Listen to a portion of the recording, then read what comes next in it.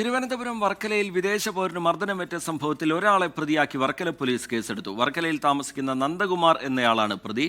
വിദേശ പൗരനെ മർദ്ദിച്ചത് 9 അംഗ സംഘമാണെന്ന് ദൃക്സാക്ഷികൾ പറയുന്നുണ്ട്. നന്ദകുമാറിന്റെ മൊബൈൽ ഫോൺ വിദേശ പൗരൻ എടുത്തുകൊണ്ടുപോയതുമായി ബന്ധപ്പെട്ട പ്രകോപനമാണ് മർദ്ദനത്തിൽ കലാശിച്ചത് എന്നാണ് എഫ്ഐആർ. വർക്കലയിൽ വിദേശ പൗരന് മർദ്ദനമേറ്റ സംഭവത്തിൽ തടിയൂരാൻ ഒരാളെ പ്രതിയാക്കി കേസെടുത്തു പോലീസ്.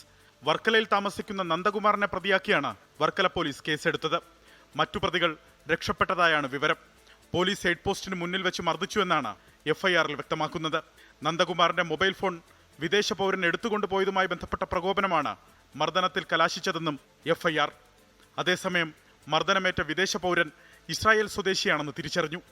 ഇസ്രായേൽ സ്വദേശിയായ 46 വയസ്സുകാരൻ സയാഡ് സാഗിയാണ് ഇയാളെന്ന് പോലീസ് പറഞ്ഞു. ഗ്രീക്ക് സ്വദേശി റോബർട്ട് ആണെന്നാണ് പോലീസിനോടും ആശുപത്രിയിലും ഇയാൾ പറഞ്ഞിരുന്നത്. തിരിച്ചറിയൽ രേഖകളൊന്നും വിദേശിയുടെ കയ്യിലുണ്ടായിരുന്നില്ല. ഉപയോഗിച്ചിരുന്ന തമിഴ്നാട് രജിസ്ട്രേഷനിലുള്ള ഇരുചക്ര വാഹനത്തെ ചുറ്റിപ്പറ്റിയുള്ള അന്വേഷണത്തിൽ വിദേശ പൗരന്റെ പാസ്പോർട്ട് പോലീസ് കണ്ടെത്തുകയായിരുന്നു.